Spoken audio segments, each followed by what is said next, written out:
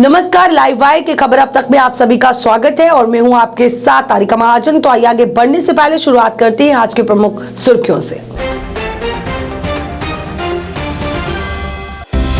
DBR ने आज मनाया एनुअल डे, उपराज्यपाल मनोज सिन्हा रहे उपस्थित।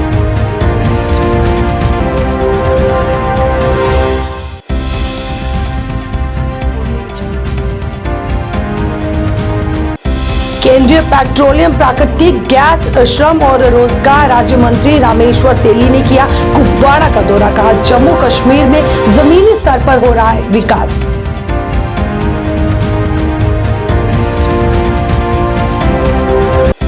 आयुष ने 5th नेचुरोपैथी डे का किया आयोजन। Chief guest chief secretary to government health and medical education department Bhupinder Kumar रहे मुख्य तौर से उपस्थित। और डॉक्टर फारूक अब्दुल्ला के अध्यक्ष पद से इस्तीफे के बाद कई नेताओं की प्रतिक्रिया आई सामने।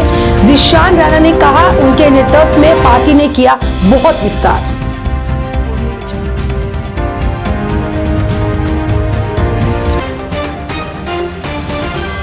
अब समाचार विस्तार से। डीबीआर ने आज अपना एनुअल डे मनाया। वहीं इस मौके पर जनरल जोरावर सिंह ऑडिटोरियम में भव्य समारोह का आयोजन किया गया, जिसमें उपराज्यपाल मनोज सिन्हा ने शिरकत की और इस कार्यक्रम की शोभा बढ़ाई। उपराज्यपाल ने इस मौके पर स्कूल द्वारा दी जा रही शिक्षा की काफी सराहना की। उपराज्यपाल ने कहा कि परंपरा और प्रौद्योगिकी के संयोजन के साथ कक्षाओं को जीवंत बनाया जा रहा है। स्कूल को हैप्पी स्कूल बनाने के लिए ऐसा किया जा रहा है जिससे शिक्षा के स्तर को बढ़ावा मिल सक रहा है।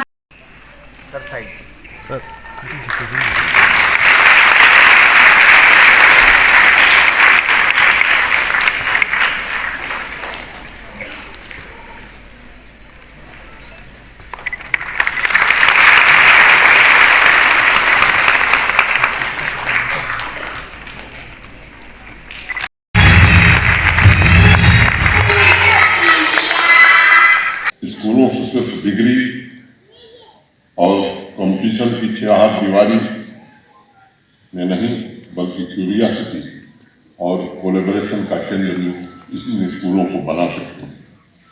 हम क्लासरूम को सिर्फ स्मार्ट रूम नहीं, स्मार्ट क्लास नहीं, बल्कि हैप्पी और वाइब्रेंट क्लास बना सकते हैं और स्टूडेंट्स को और अधिक इंगेज कर, इन्वॉल्व कर अपने सब्जेक्ट को समझना शुरू करें।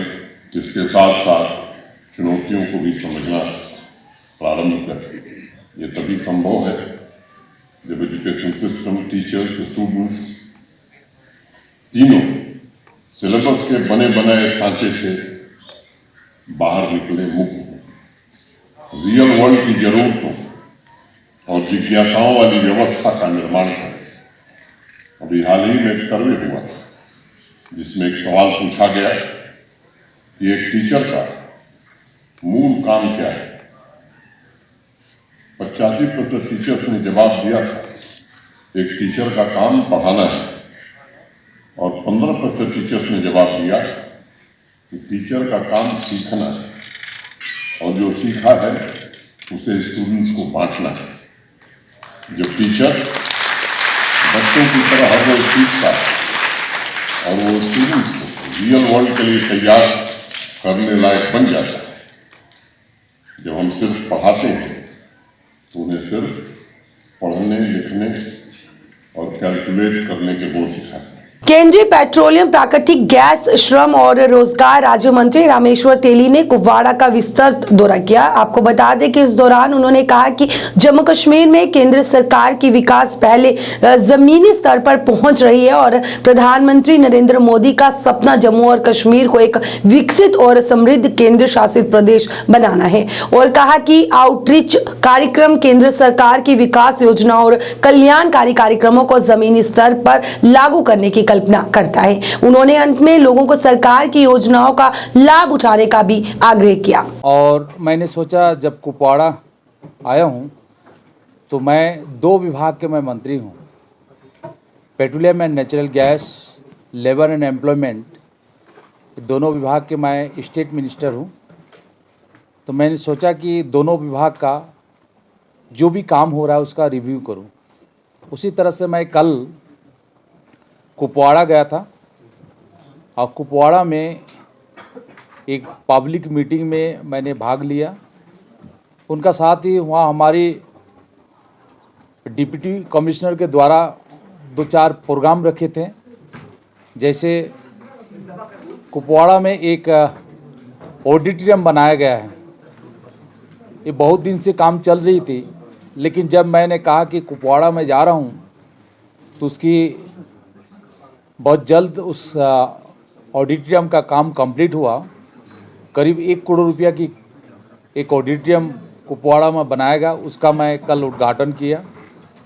साथ ही साथ एक स्टील विलेज बनाया गया था जो आने जाने में असुविधा होती थी।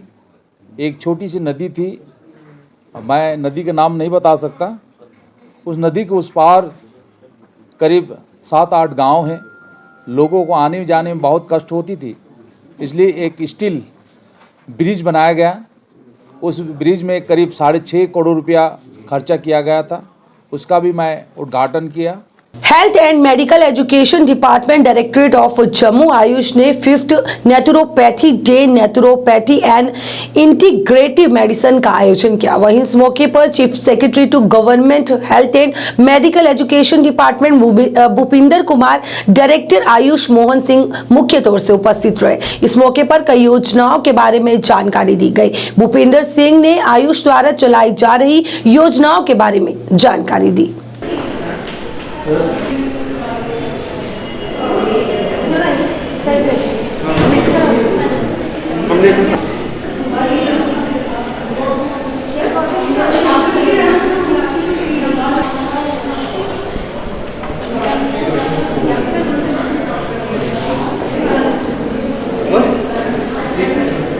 जो नेशनल लेवल पे नेचुरोपैथी डे सेलिब्रेट किया जा रहा है, उसी सिलसिले में आयुर्वेदिक हॉस्पिटल जम्मू में भी एक प्रोग्राम रखा गया है, जिसमें जितनी क्रियाएं जो यहाँ पे की जाती हैं पेशेंट्स के बेनिफिट के लिए, उसके बारे में, और किस तरीके से नेचुरोपैथी को प्रमोट किया जाए वेलनेस के लिए, हेल्थ प्रमोशन के लिए, डिजीज़ प्रिवेंशन के लिए। उस पर आज ये इन्होंने एक वर्कशॉप भी रखा है और एक आज एग्जीबिशन भी था।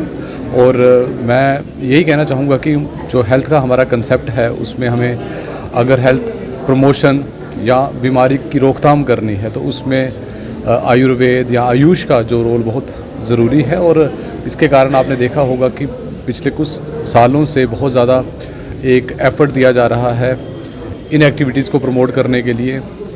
और NCD की स्क्रीनिंग, जो नॉन कम्युनिकेबल डिजीज़ की स्क्रीनिंग भी है, वो भी इसका एक अहम हिस्सा है, जिसके कारण हमारे जितने सब सेंटर्स हैं वहाँ पे ट्रेंड जो लोग हैं, चाहे वो आयुर्वेद से या यूनानी से पढ़े हुए हैं, उनको भी लगाया गया है।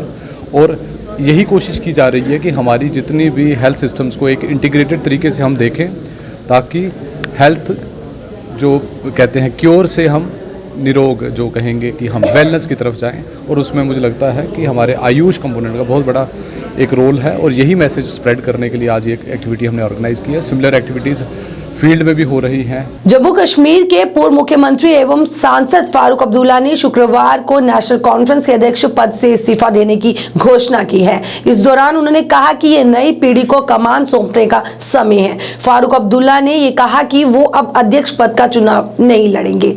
इस पद के लिए चुनाव 5 दिसंबर को होगा। नई पीढ़ी के लिए जिम्मेदारी संभालने का अब समय आ गया है। पार्टी से कोई भी इस पद के लिए चुनाव लड़ सकता है। ये एक लोकतांत्रिक प्रक्रिया है। नेका के पार्टी चुनाव आगामी 5 दिसंबर को होने जा रहे हैं। कयास लगाए जा रहे हैं कि पूर्व मुख्यमंत्री उमर अब्दुल्ला पार्टी के नए अध्यक्ष बन सकते हैं।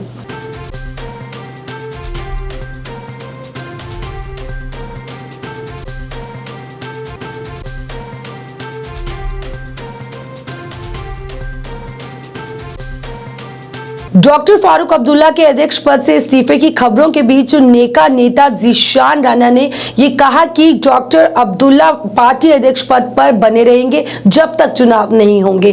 पार्टी नेता ने कहा कि उनके इस निर्णय से सभी हैरान हैं। पार्टी अध्यक्ष के लिए चुनाव 5 दिसंबर को होंगे। उस समय तक डॉक्टर अब्दुल्ला अध्यक्ष बने रहेंगे। उन्होंने कहा कि पूर्व मुख्यमंत्री उमर अब्दुल्ला पार्टी के नए अध्यक्ष बन सकते हैं और वो भी यही चाहते हैं कि वही पार्टी की कमान संभाले। देखिए, डॉक्टर साहब ने आज पार्टी प्रेसिडेंट जो है रिज़ाइन किया है और अब वो चाहते हैं कि ये जिम्मेदारियां जो हैं नए लोग संभालें, नई जनरेशन संभाले। और क्योंकि हमने कोशिश की तंजीम के सीनियर लीडर्स ने, क्योंकि हम सब के लिए शॉकिंग था कि आज जिस तरीके से आज हम सबको डॉक्टर साहब की जब स्टेटमेंट सामने आई और जिसमें ये कहा कि अब वो एज प्रेसिडेंट वो कंटिन्यू नहीं करेंगे, तो हम चाहते थे कि डॉक्टर साहब ने जिस तरीके से जम्मू कश्मीर को चलाया और जिस तरीके से इस तंजीम को आगे बढ़ाया है, डॉक्टर साहब ने उसी तरीके से आगे चलते रहे। मगर जैसे उन्होंने कहा कि अब उनकी सेहत भी इजाज़त नहीं देती है, तो वो चाहते हैं कि तंजीम की जिम्मेदारियाँ जो हैं, क्योंकि बहुत बड़ी तंजीम है, जम्मू कश्मीर की एक सबसे बड़ी तंजीम और सबसे पुरानी तंजीम है, और इसकी जिम्मेदारियां जो हैं वो अब नए लोग संभालें। अब as per the constitution of the party 5 दिसंबर से पहले जो है पार्टी का नया प्रेसिडेंट जो है वो इलेक्ट होगा, मगर तब तक डॉक्टर फारूक अब्दुल्ला साहब ही नेशनल कॉन्फ्रेंस के प्रेसिडेंट कंटिन्यू करेंगे। पिछले कई दिनों से धरने प्रदर्शन पर बैठे all Jammu best reserve category employees का धरना प्रदर्शन आज भी जारी रहा। प्रदर्शनकारियों ने नारेबाजी कर नाराजगी जताई। प्रदर्शनकारियों का कहना था कि घाटी में हुई टारगेट किलिंग के बाद से वो यहाँ पर धरने प्रदर्शन पर बैठे हैं और उन्हें गृह जिलों में तबादले की मांग भी कर रहे हैं, पर सरकार अभी तक उनकी मांगों पर गौर नहीं कर रहा है। उन्होंने कहा कि वो घाटी में अपने आप को असुरक्षित महसूस कर रहे हैं और वहां वापस नहीं जाना चाहते, इसलिए उन्होंने जल्द से जल्द उनका तबादला गृह जिलों में करने की मांग की।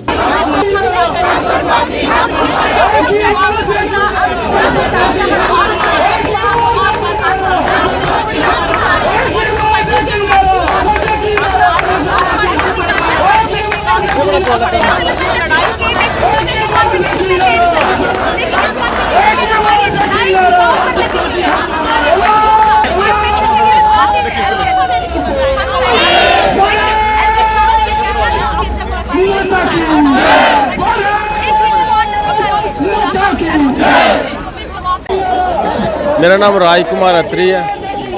मैं रजनीवाला का हस्बैंड हूँ। इसको मिलिटेंटों ने मार दिया। कहना चाहता हूँ, गवर्नमेंट से अपील करना चाहता हूँ आपके माध्यम से कि कोई और रजनीवाला शहीद ना हो।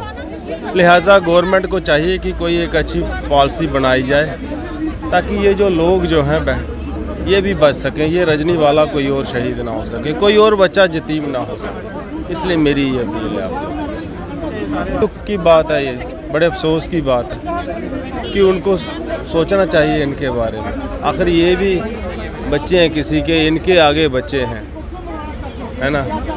तो मुझे पता है, मैं इस चीज़ का गवाह हूँ कि कितना बुरा होता है। वो फैमिली पूरी टूट जाती है, ख़त्म हो जाती है, बच्चों का बुरा हाल होता है जब किसी के घर का कोई ऐसे मरता है।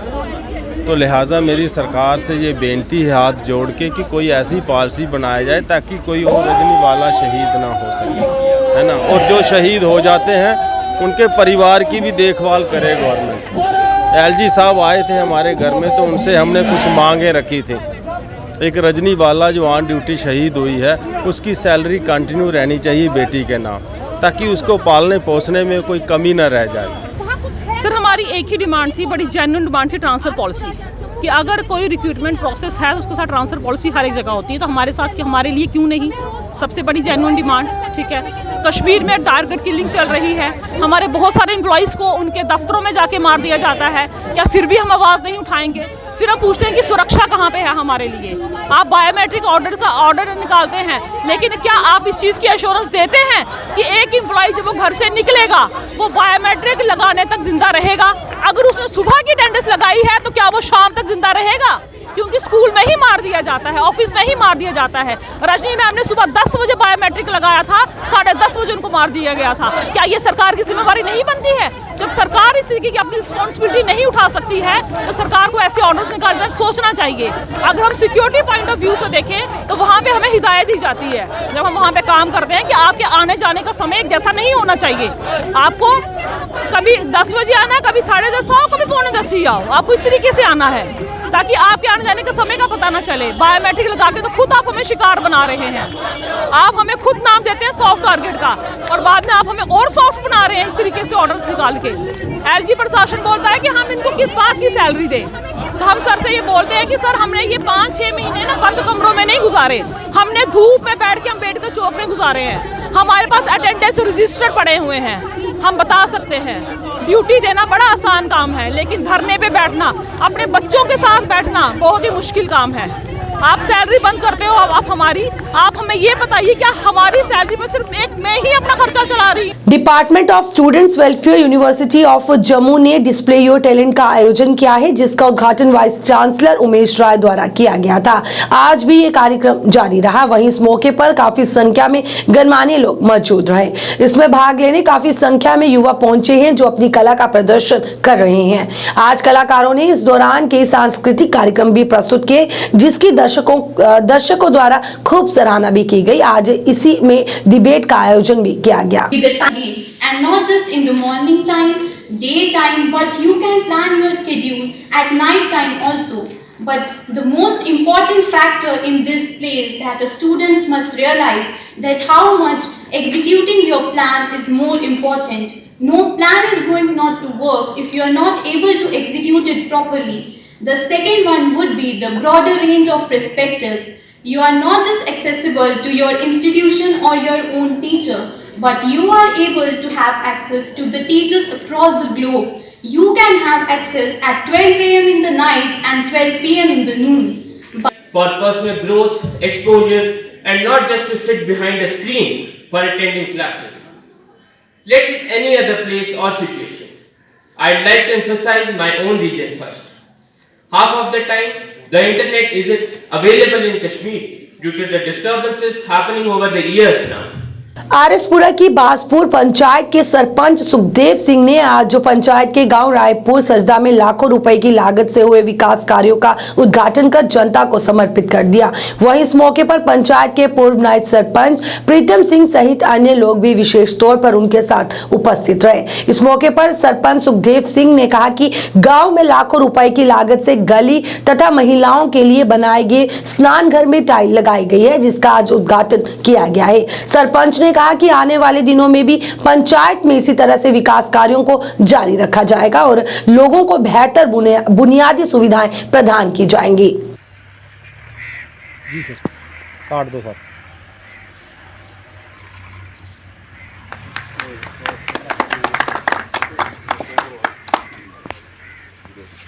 जिंदाबाद सरपंच सुखदेव सिंह, जिंदाबाद सरपंच सुखदेव सिंह, जिंदाबाद। भारत माता की जय, भारत माता की जय।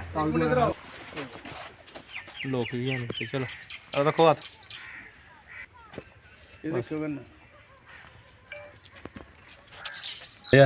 ਤੇ ਇੱਥੇ ਨਹਾਣੇ ਫਿਰ ਜਗ੍ਹਾ ਕੋਈ ਨਹੀਂ ਹੈ। ਸਾਡੀਆਂ ਔਰਤਾਂ ਜਿਹੜੀਆਂ ਸੀ ਉਹ ਬਾਹਰ ਨਹਿਰਾਂ ਨੂਰਾਂ ਪਰ ਇੱਧਰ ਡਿੱਚ ਵਾਲਾ ਪਾਸਾ ਕੁਦੇ ਖੱਜਲ ਖਰਾਬੀ ਹੁੰਦੀ ਸੀ। ਅਸੀਂ ਸਰਪੰਚ ਇਹਨੇ ਵੀ ਆਖਿਆ ਸੁਖਦੇਵ ਸਿੰਘ ਹੋਰਾਂ ਕਿ ਮਹਾਰਾਜ ਸਾਡਾ ਇਹ ਕੰਮ ਕਰੋ। ਇਹਦਾ ਅਸੀਂ ਬਹੁਤ ਸ਼ੁਕਰੀਆ। ਉਹ ਸਾਡੀ ਪੰਚ ਹੈ, ਉਹ ਆਪਣਾ ਉਹਦਾ ਵੀ ਉਹਨੇ ਵੀ ਆਖਿਆ, ਉਹਦਾ ਵੀ ਸ਼ੁਕਰੀਆ ਅਦਾ ਕਰਨੇ ਆ ਕਿ ਇਹਨੇ ਸਾਡਾ ਜਿਹੜਾ ਗ੍ਰਾਂ ਦਾ ਕੰਮ ਹੈ ਬਹੁਤ ਵਧੀਆ ਕੰਮ ਕੀਤਾ। ਔਰ ਪੰਚਾਇਤ ਦੇ ਵਿੱਚ ਜਦ ਦੇ ਸਰਪੰਚ ਬਣੇ ਨੇ ਕਾਫੀ ਡਿਵੈਲਪਮੈਂਟ ਹੋ ਰਹੀ ਹੈ। ਸਾਡੀ ਬਾਰਡਰ ਦੀ ਪੰਚਾਇਤ ਜਿਹੜੀ ਹੈ ਇਹਦੇ 'ਚ ਕਾਫੀ ਚੰਗੇ ਤੋਂ ਚੰਗੇ ਕੰਮ ਹੋ ਰਹੇ ਨੇ। ਜਿਹੜੇ ਪਿੱਛੇ ਅਧੂਰੇ ਕੰਮ ਰਹਿ ਗਏ ਇਹ ਉਹ ਸਾਰੇ ਸਾਡੇ ਸਰਪੰਚ ਨੌਜਵਾਨ ਸਰਪੰਚ ਨੇ ਸੁਖਦੇਵ ਸਿੰਘ ਜੀ ਔਰ ਇਹ ਕਰ ਰਹੇ ਨੇ। ਤੇ ਅਸੀਂ ਇਹਨੇ ਕਿ ਮੁਬਾਰਕਬਾਦ ਦਿੰਦੇ ਹਾਂ। ਸਾਡੀ ਪੰਚ ਹੈ ਲੇਡੀਜ਼ ਉਹਨੇ ਵੀ ਮੁਬਾਰਕਬਾਦ ਦਿੰਦੇ ਹਾਂ। लंबरदार ने और जो मोजे बंदे ने सारे मुबारक देने कि जो काम साड़ा होया बहुत बढ़िया काम होया। पहले तो मैं मीडिया का शुक्रिया अदा करता हूँ, हमारे को इतनी दूर से बॉर्डर के ऊपर आके कवरेज करते हो। और पूरी जो है मेरी रायपुर गांव के मौजूद लोग, पंच, लंबरदार और हमारे एक्स नायब सरपंच प्रीतम सिंह चेब जी और मोहन जी, सभी का मैं धन्यवाद करता हूँ। और जो ये लेन ड्रेन का काम है और स्नान घर जो हमने टाइल लगाई है, ये करीब 2,75,000 का काम था और लोगों की काफ़ी पुरानी डिमांड थी। और जब भी मैं कहीं इधर से निकलता था, जहाँ पहले हम सरपंच नहीं थे तब के लोग परेशान थे, इन लोगों को काफ़ी इससे राहत मिलेगी। हमारी जो भाई बहनें हैं, जो लेडी हमारे स्नान करते हैं, जब कहीं डेथ हो जाती है उनको आगे पीछे जाना पड़ता था और ओपन में जाकर बेचारों को स्नान करना पड़ता था। आज इन्होंने टाइल लगा के और जो है मतलब लेन ड्रेन का गली का काम किया है और बहुत अच्छा काम है। इन लोगों को काफ़ी राहत मिलेगी। मैं शुक्रिया अदा करता हूँ अपने BDO मैम का और गवर्नमेंट का शुक्रिया अदा करता हूं कि जो हमारी इतनी पंचायतें जो है मजबूत कर रहे हैं। स्टेट डिपार्टमेंट एलिवेटर का प्रदर्शन आज भी जारी रहा। प्रदर्शनकारियों ने नारेबाजी कर नाराजगी जताई। प्रदर्शनकारियों ने कहा कि पिछले कई दिनों से वे उन्हें नियमित करने की मांग कर रहे हैं, पर उनकी मांगों पर गौर नहीं किया जा रहा। उन्होंने जल्द से जल्द उन्हें नियमित कर उनकी सभी मांगों को पूरा करने की मांग की।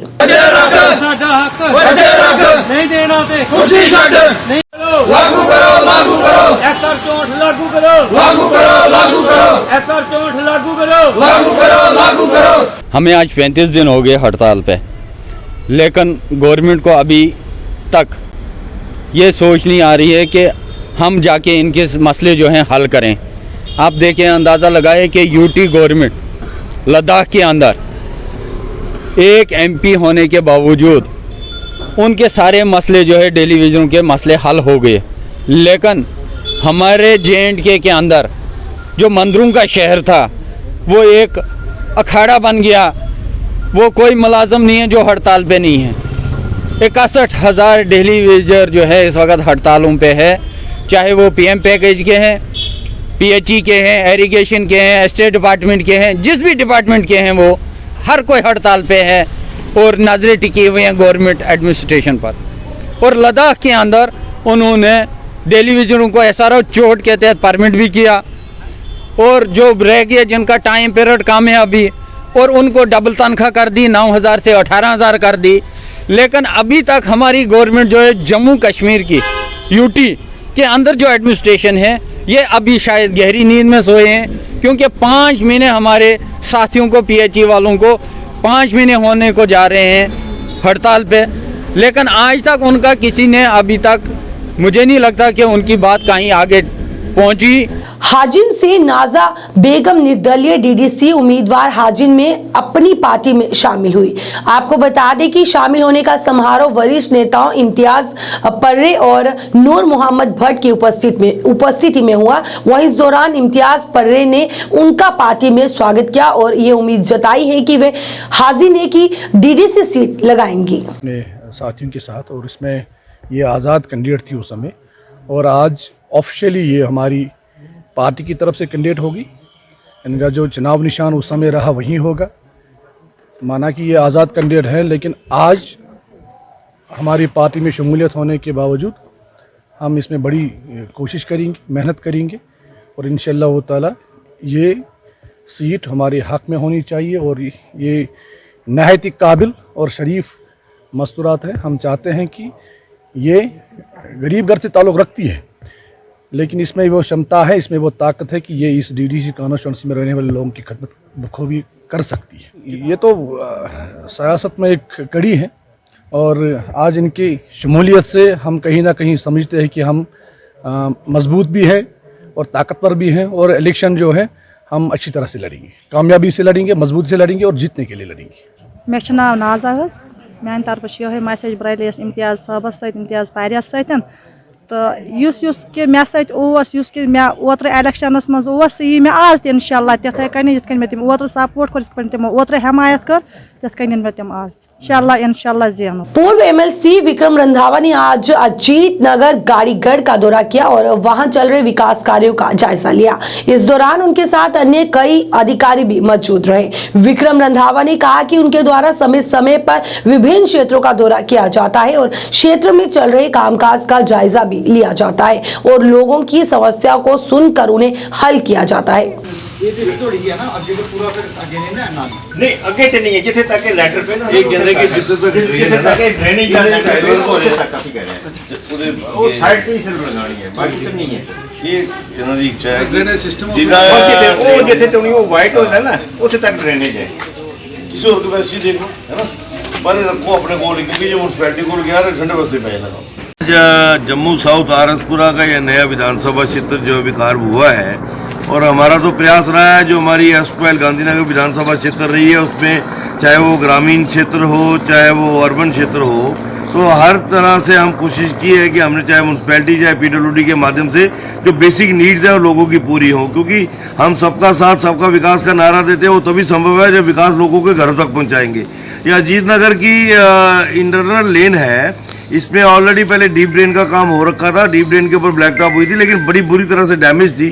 फिर हमने इसको रिकमेंड किया था पीडब्ल्यूडी को, इसमें आप साइड पे टाइल वर्क दे दो, बीच में डीप ड्रेन है ही है। तो हमारी पीडब्ल्यूडी के माध्यम से इसका रूटीन में जो टेंडर वर्क हुआ था, आज उसके इंस्पेक्शन के लिए आए थे। हमारे साथ हमारे नवनियुक्त मंडल प्रधान विजय शर्मा जी, जो इलाके के सरपंच भी हैं, हमारे जिला के महामंत्री नरेश शर्मा जी और परशुराम जी, जो इस इलाके के समूचे एक गुलदस्ते को पिरोगे बैठे हुए हैं। यकीनन लोगों का विश्वास और भी अग्रसर होता है जब हम लोगों के घरों तक विकास काम को लेके जाते हैं। कश्मीर की एक महिला कारीगर शहनाज, जिन्हें कश्मीर शॉल और कन्नी शॉल बुनने के कारण राष्ट्रीय पुरस्कार भी मिला है, उन्होंने जेकेसी के साथ अपना अनुभव साझा किया। आइए नजर डालते हैं।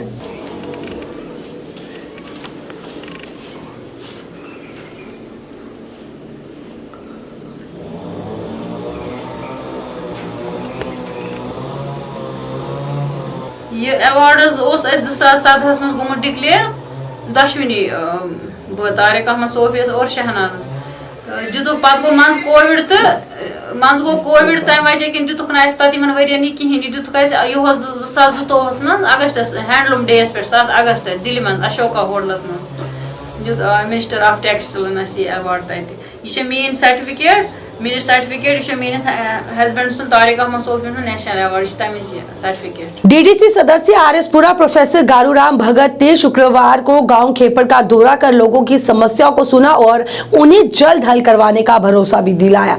अपने इस दौरे के दौरान डीडीसी सदस्य प्रोफेसर गारूराम भगत ने गाँव में हुए विकास कार्यों का भी उद्घाटन कर जनता को समर्पित कर दिया और पंचायत जसोर के लोगों को ये भरोसा दिलाया कि उनकी पंचायत में आने वाले दिनों में भी इसी तरह से विकास कार्यों को जारी रखा जाएगा। वहीं इस मौके पर पंचायत के सरपंच सुशील शर्मा, पंच गुरजीत सिंह के साथ साथ काफी संख्या में स्थानीय लोग भी मौजूद रहे।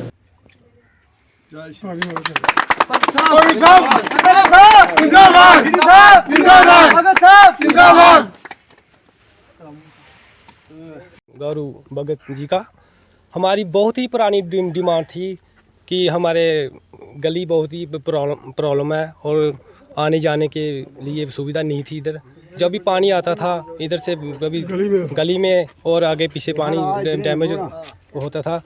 और मैं दिल से शुक्रिया अदा करता हूँ क्योंकि जब भी हमें किसी तरह की ज़रूरत पड़ी, जहाँ तार हो, खंबा हो, तो हम प्रोफेसर डीडीसी गौरू भगत साहब के पास गए। इन्होंने हमारी बात कहा, कोई बात नहीं, काम हो जाएगा। जब हम गए तो 1 महीने के बाद 2 महीने के बाद खुद चल कर इधर आए, साहब ठीक है पैन साहब आपको ये कहाँ प्रॉब्लम ये बताओ। हमने बताई और आज हम बहुत ही खुश नसीब वाले हैं जो इधर काम हुआ है, अच्छी तरह हुआ है। लेकिन बहुत ही ज़्यादा और भी प्रॉब्लम है, हम बताएंगे सबको। लोगों को जो मकान है वो कच्चे हैं, वो सर उनकी तरफ भी ज़्यादा निगाह की जाए। लोगों की बहुत ही ये पहली यही डिमांड है खेपड़ की, जो कच्चे मकान है उनको पहले हक मिला जाए और हम यही कहना चाहते हैं और हमारे गांव में ज़्यादा से ज़्यादा डेवलपमेंट हो। पंचायत जसौर और इसके गांव खेपड़ में यहाँ पे लेन ड्रेन का काम जो है वो कंप्लीट करवाया गया है। तो मैं समझता हूँ ये एक इस पूरे गांव को इस गली का बहुत ज़्यादा फ़ायदा होगा और अच्छा काम यहाँ हुआ है। हमारे जो ठेकेदार हैं उन्होंने बहुत बढ़िया काम किया है और एक अच्छी गली और साथ में ड्रेन का काम हुआ है और इसमें साथ ही इस महल्ले में मंदिर भी लगता है और मंदिर को भी यहाँ पक्का किया गया है। तो ये पूरे गांव की इस गली से आस्था जुड़ी हुई थी क्योंकि लोगों का मंदिर में भी आना जाना था। तो ये गली बनने से काफ़ी यहाँ सुख सुविधा जो है वो सबको मिलेगी। तो तकरीबन इस पर 3 लाख रुपये इस पे लागत आई है इस गली पे और बहुत अच्छा काम हुआ है। और हमारे साथ जसौर पंचायत के सरपंच सुशील शर्मा जी, हमारे पंच और बाकी सभी आप देख रहे हैं दीगर सभी माताएं बहनें यहाँ इस काम को बहुत खुश हैं इस काम के होने से, क्योंकि ये काफ़ी पुरानी डिमांड थी और कच्ची गली थी। कच्ची गली होने से यहाँ लोगों को बहुत ज़्यादा परेशानी दिक्कत होती थी आने जाने में, ख़ासकर बरसात में इतना पानी यहाँ जमा हो जाता था और लोग बहुत परेशान थे, तंग थे। तो ये गली बनने से बहुत ज़्यादा राहत मिली है लोगों को। तो इसी तरह और भी इस गांव के जो पेंडिंग काम है उनको करवाया जाएगा। यहाँ एक बिजली का काम भी था जहाँ पोल लगा के मकान छत पे बिजली की तारें जाती थी, तो उनको भी निकलवा के इसी मोहल्ले में बिजली का काम भी किया गया है। तो और भी इस पंचायत के और इस गांव के जितने भी पेंडिंग काम है उनको प्रायोरिटी पे करवाया जाए। लाइव वायर की खबर अब तक के आज के अंक में बस इतना ही। तब तक के लिए मुझे तारिका महाजन को और लाइव वायर की पूरी टीम को दीजिए इजाजत। आप देखते रहे लाइव वायर न्यूज। नमस्कार।